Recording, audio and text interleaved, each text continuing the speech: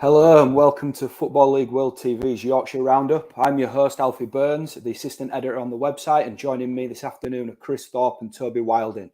There's a lot to get through today, so let's get straight into it, starting with what's going on at Bramall Lane.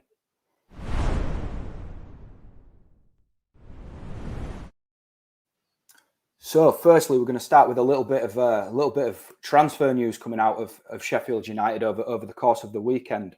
The Sun are reporting that Slavisa Jokanovic is open to selling both Oliver Burke and Ryan Brewster to fund a reshape within his squad. Now, Toby, I think we'll start with you. Do you feel that this has come maybe a little bit too late in the transfer window?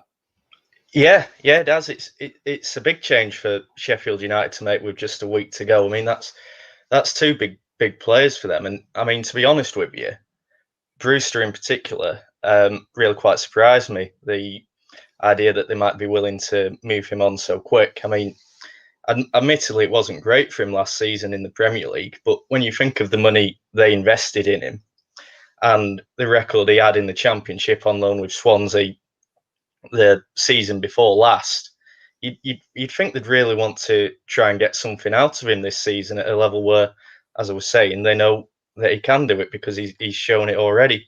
So yeah, it did seem strange to me, and I think, like I say, the timing as well. It's a week to go in the window. They've already got potentially Aaron Ramsdale. Well, I'd say they'll definitely have to replace him after what we saw from maybe Verips at West Brom last week. So then to add two more big players to that, it's a heck of a job they're leaving themselves with just a week to go, especially when they've not really shown much in terms of being able to get players through the door anyway this summer.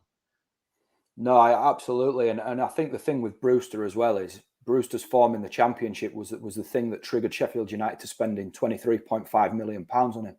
You know, not too long ago. Now, Chris, do you think they've got absolutely any chance of recouping anything like that kind of fee for Brewster if he does move on? I mean, it's pretty doubtful, to be honest. Obviously, only scored his first goal the other day, which is obviously against Carlisle. So not going to get too much credit for that. Yeah, what did they spend? 23.5 million? I think it'd be tough to get that out of most Premier League clubs, let alone any clubs either abroad or even in the Championship. I know we have seen some big fees being spent in the Championship this season, but I think getting anywhere near that figure is just going to be out of reach for most clubs. So, to be honest, I think they're going to be stuck with him. But at the same time, he's still young, so they should give him time and just see how he develops, really. Yeah, I mean, obviously this sort of reports come quite late and things might not develop, but something that has been sort of bubbling away at the background at Bramall Lane over the course of the summer has been surrounding Sander Berg, and you know, personally from my point of view, he might be sort of the more saleable asset at this time of the season and might have a few more interested parties. You know, Toby, do you think he is somebody that could move on in this final week of the transfer window?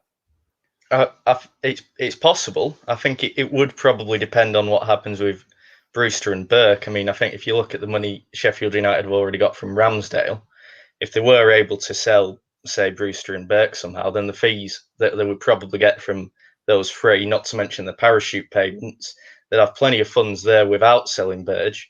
He's got plenty of time remaining on his contract at Bramall Lane, so there's no pressure on them to sell him in that sense.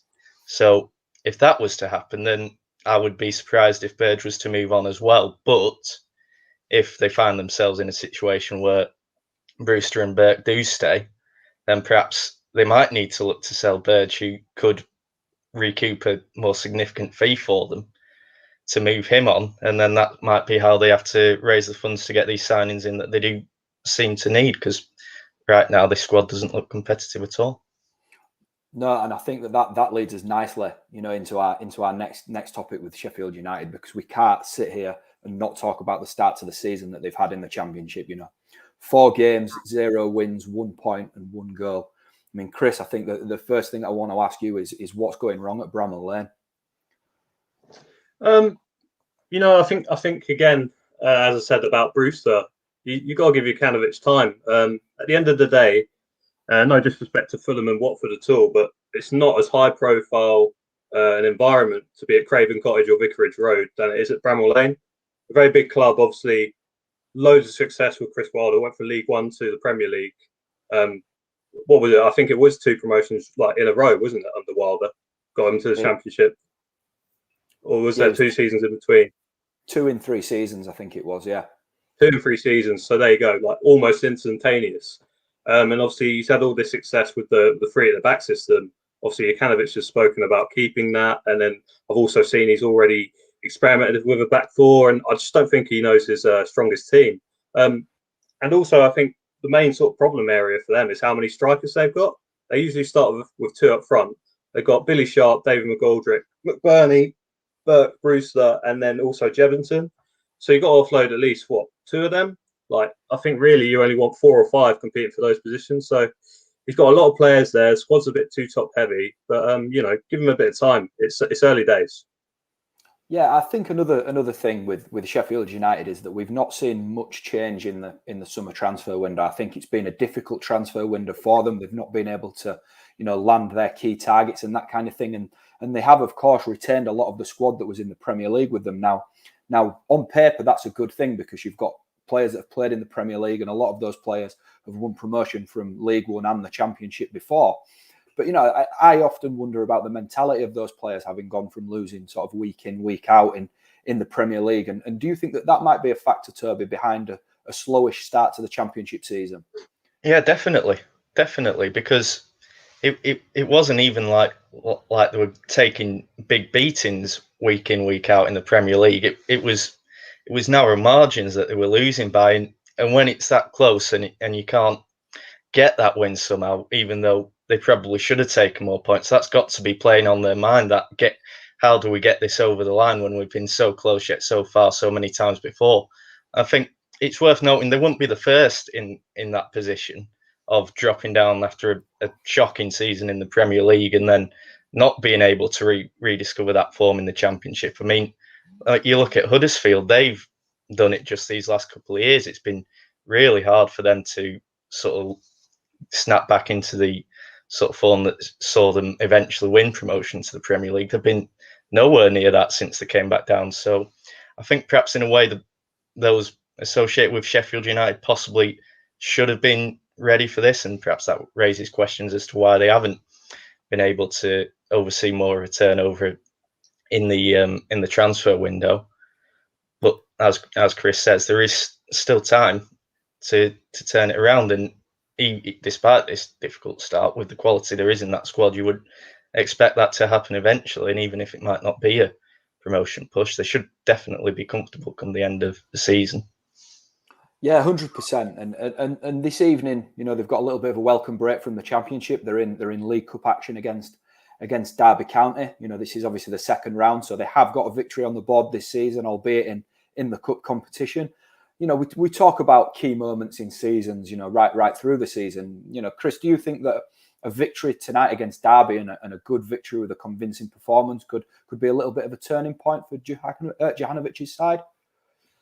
Yeah, no, absolutely. I think sort of for both clubs going into that, really, one win could sort of catapult them and get the confidence going sky high, and they could sort of take that form from hopefully a decent win in tonight's game into the league.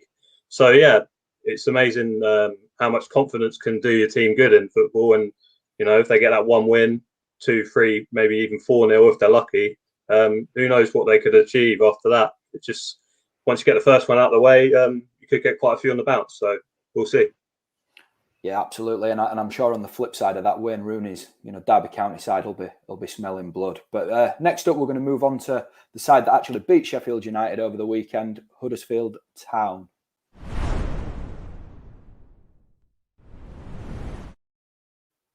So as we've mentioned there, Huddersfield obviously got a great win at Bramall Lane at the weekend, making it back-to-back victories for Carlos Corberan's side in the Championship. That's put them on to 7 points from the opening 4 fixtures, which given the fact that they've played Fulham and Sheffield United, who are fresh out of the Premier League, is a really good return for Corberan, and he's managed to elevate some of the pressure that was building on him from the supporters at the John Smith Stadium.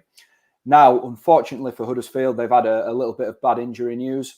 Pipa, their Spanish right back, who was one of Corberan's key players last season, he's had a little bit of a groin problem that he's carried with him over the summer, and he's going to be out for 3 months. And Jordan Rhodes as well, a summer signing from Sheffield Wednesday, he's he's got a back injury and is also facing 2 to 3 months on the sidelines. Toby, we'll come to you first.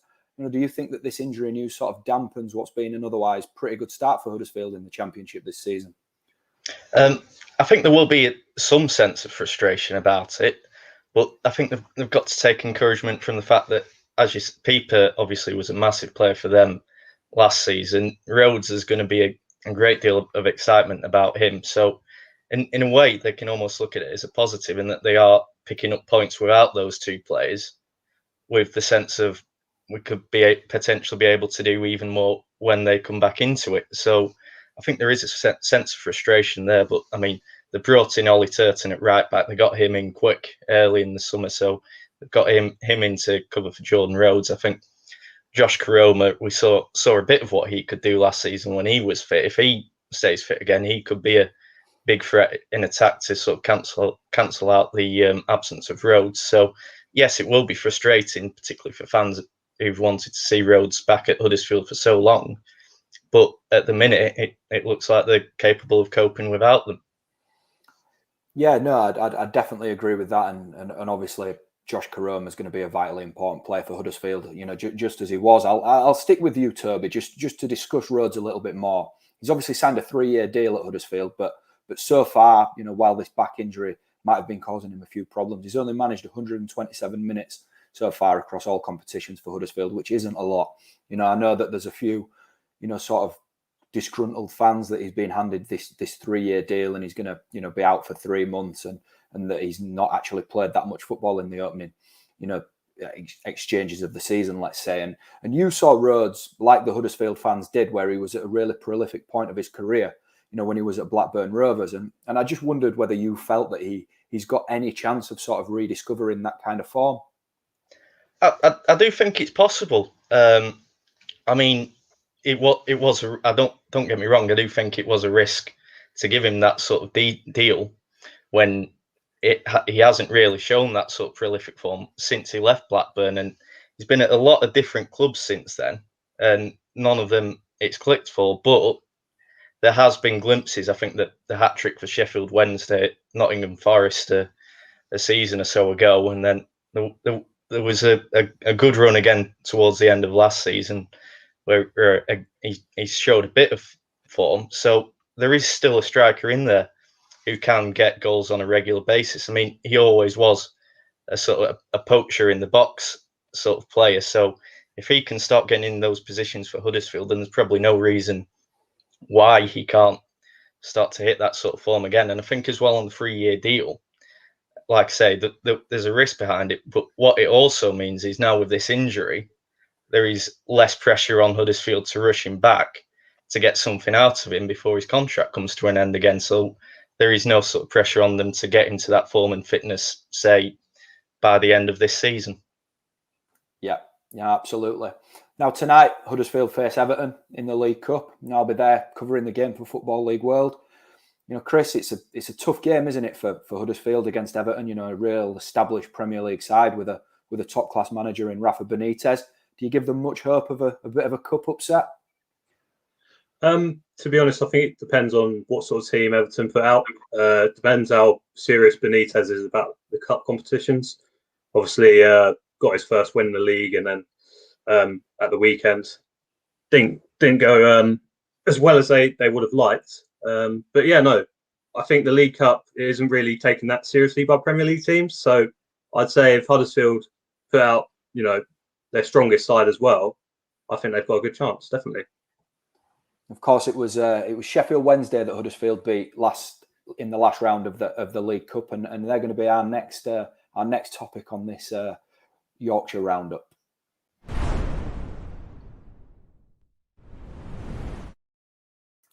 So it's been an absolutely electric start to the season for Darren Moore and Sheffield Wednesday down in League One, and they've managed to pick up 10 points from their opening 4 games, which is a superb return, and that's without conceding a goal so far.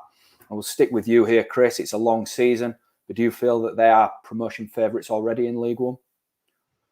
Absolutely, and to be honest, I think it's mainly down to the fact that they've kept, the likes of Windass, obviously Iorfa, who we're going to come on to later. I think keeping that sort of core of players at the club is really helping them, and then obviously made some great additions. Lee Gregory, great striker for League One level. Obviously proved he can do it there during his time at Millwall. Obviously didn't really work out for him at Stoke. Had the little spell with Derby as well, but I think Sheffield Wednesday would be a great sort of fresh start for him. And if he can keep on scoring goals, then I think they've got every chance of going up automatic. Yeah, no, I think there'll be a lot of League One followers sort of echoing your sentiments there, Chris. And just, you know, you've touched on there Lee Gregory as a summer signing. He was obviously on the score sheet at the weekend in the 2-0 win over Rotherham, but it's another summer signing that I want to touch on next, and that's Bailey Peacock Farrell, the goalkeeper that's obviously on loan at Hillsborough from Burnley. Now he saved a penalty in the win over Rotherham at 0-0, and that was a little bit of a turning point in the game with Sheffield Wednesday going on to score twice and win the game 2-0. You know, Toby, how good do you think he looks, and how much do you think he's improved since his time at Leeds United? When, you know, I think 2018-19 was the last time we saw him as an established first team goalkeeper at a club. Yeah, he's really stepped up. I mean, that penalty save in particular, that will give him huge confidence, and it's going to be a good move for him. This, I mean, like you say, you can see he's slotted in seamlessly between the posts at Hillsborough, so he's done really well there. He's going to be brimming with confidence. I think just this afternoon as well, he's been called up again for Northern Ireland, so that's going to be a lift for him as well. So yeah, it's a big signing that for them. I think after last season, well, for a couple of seasons even, maybe there's been a bit of a inconsistency in terms of who they've got between the posts, but it looks as though with Bailey Peacock Farrell, they might finally have a keeper who, obviously, because he's on loan for this season at least, will be an established number one there. And for their defence to have that sort of certainty behind them could be absolutely huge this season. Yeah, and obviously, as Chris sort of mentioned earlier, he's got the security of a top League One defender in Dominic Iorfa ahead of him.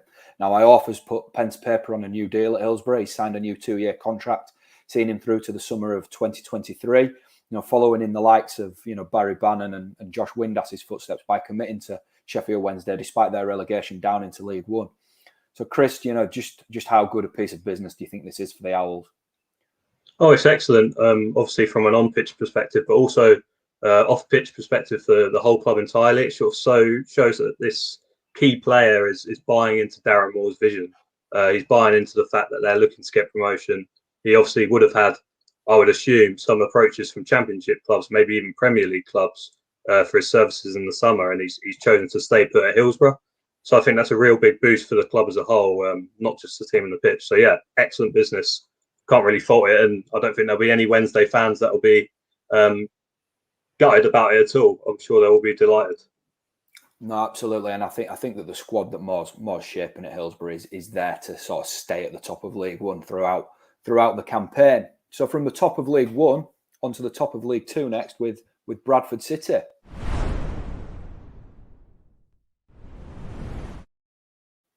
So, like their Yorkshire neighbours Sheffield Wednesday, Bradford have enjoyed a fine start to the season, also putting 10 points on the board from their opening 12 available. That leaves them second in the table behind Forest Green Rovers, and Derek Adams is working his magic at Valley Parade. You know, he's claimed that they've had the hardest start in the division, and there was a little bit of a statement result at the weekend, beating Mansfield 3-2, with Andy Cook once again on the score sheet. He's now got 4 goals in his last 2 games. You know, Adams obviously won promotion with Morecambe last season out of League Two, and that was, you know, quite the achievement for a club of Morecambe's stature. But he's taken on maybe a slightly different job in terms of Bradford, with a little bit more pressure to get the Bantams back climbing up through the EFL.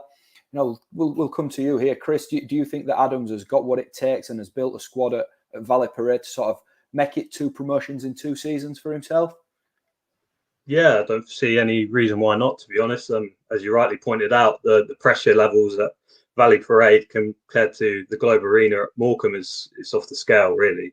The size of the fan base they got there.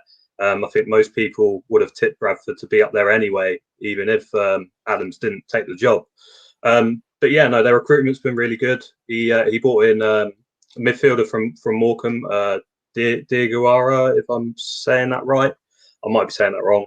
And then obviously Cook as well is a good sign, and also Lee Angle. I know he picked up a hamstring injury recently, but if they can get him firing as he already has, there's every chance that they'll go up as one of the automatic promotion teams. So yeah, no, I think he's got a big job on his hands, but he's been at a club before that has a lot of pressure, which is Plymouth Argyle, and he done pretty well there. Obviously didn't get him promoted, but still got to the playoff final. So I think it's a similar situation, and it's not something that he's not used to. So I think he'll adapt to it well. And yeah, I've got high hopes for them as well, to be fair. And how about you, Toby? Do you sort of echo Chris's thoughts there when it comes to Bradford and the sort of League Two promotion push this season? Yeah, absolutely. I mean, I think the fact that they were able to sort of prize Derek Adams away from Morecambe, even though Morecambe have now gone up into the league above Bradford, and then also I think it was Yaya Songo, the midfielder who went from Morecambe as well to Bradford. I think the fact that they were able to tempt those two from Morecambe to come back down into League Two, which shows sort of the size of the club that Bradford are for the division they're in. So absolutely, the expectation is going to be there. And I think if you look at the way Bradford prepared for the season, sort of in the summer, both in terms of they had a strong pre-season and they moved quickly in the transfer market, as Chris was saying, and they brought in some strong signings right from the very early days of the window. So they've had plenty of time for Derek Adams to gel his side together and put his mark on it. So it's probably no surprise that they are up there, and it'd be no surprise if they stayed there for the rest of the season. Yeah, no, I think I completely agree with the both of you. I think that Adams is sort of appointment in the summer could have been a really big moment for Bradford and getting themselves back where they think they belong in the Football League. So next up, we're just going to run you through a few of the other results from around the EFL over the weekend.